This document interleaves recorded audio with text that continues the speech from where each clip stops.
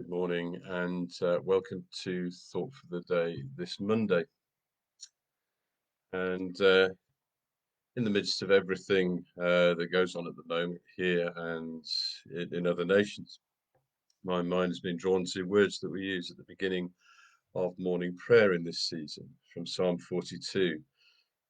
As the deer longs for the water brooks, so longs my soul for you, O God. My soul is athirst for God, even for the living God. When shall I come before the presence of God? We know that God is present with us wherever we are. But in the loss of being able to gather yesterday for Remembrance Sunday and being unable to gather en masse for months now as church, those words become perhaps even more poignant. And words slightly later in that psalm, when I think on these things, I pour out my soul, how I went with the multitude and led the procession to the house of God. It'd be easy to become downcast and that. But actually, yeah, as our soul thirsts for God, that's when we can deeply encounter presence. I don't know what the thirstiest is that you've ever been.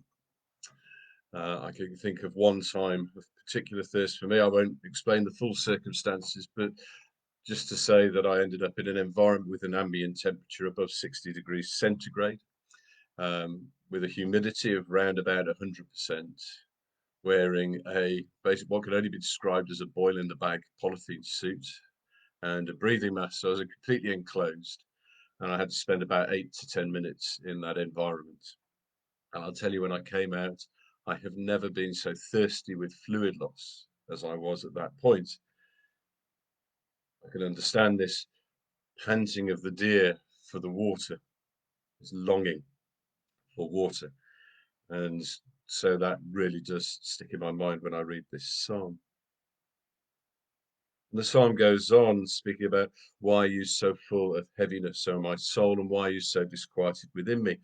Perhaps that is our truth at the moment. We feel a heaviness, an inertia, a loss, all of the negatives of what's around us, when we are disquieted, disorientated within lockdown, within restrictions. What is the answer to all of that? What is the answer to a sense of burden, a sense of heaviness, a sense of disquiet? And Psalm 42, verse 7 gives us an answer to that for today. Oh, put your trust in God, for I will yet give him thanks, who is the help of my countenance and my God. Two things there. Put our trust in God,